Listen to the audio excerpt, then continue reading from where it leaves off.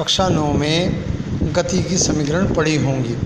गति की समीकरण 3 होते हैं। v बराबर u plus a t, s बराबर u t plus half a t square और v स्क्वायर बराबर यू स्क्वायर प्लस 2as।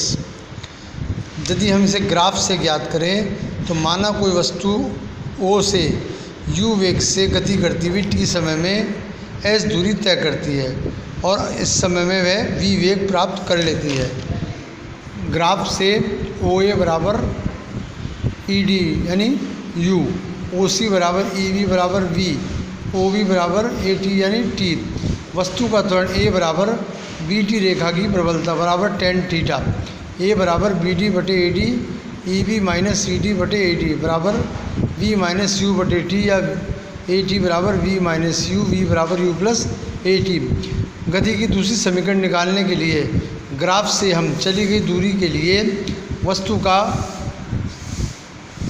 क्षेत्रफल ज्ञात करते हैं। तो इसमें जो बनी हुई आकृति दो हैं, एक आयत और दूसरी त्रिभुज। आकृति OABE का क्षेत्रफल अर्थात आयत OADE का क्षेत्रफल प्लस त्रिभुज ADB का क्षेत्रफल। आयत का क्षेत्रफल जैसे कि हम जानते हैं लंबाई गुणा चौड़ाई OA गुणा OB प्लस त्रिभुज का क्षेत्रफल 1/2 आधार गुणा ऊंचाई। तो S बराबर u t plus half a t square आती है।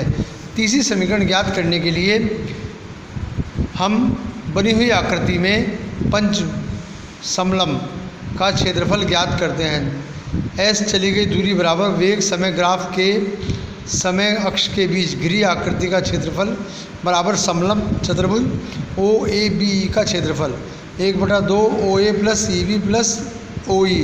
जैसे कि हम जानते हैं समलम का क्षेत्रफल होता है 1/2 ब्रैकेट समांतर भुजाओं का योग गुणा लंबवत दूरी OA प्लस ED गुणा EB माइनस OA बटा A, V प्लस U और V माइनस U या A plus B minus A minus B के होल स्क्वायर से A square minus B square अर्थात 2AS बराबर V square minus U square या V square बराबर U square plus 2S। दूसरी विधि इसकी होती है कलन विधि। कलन विधि में हम जानते हैं वेग बराबर V बराबर होता है dx बटे dt और त्वरण A बराबर होता है dv बटे dt।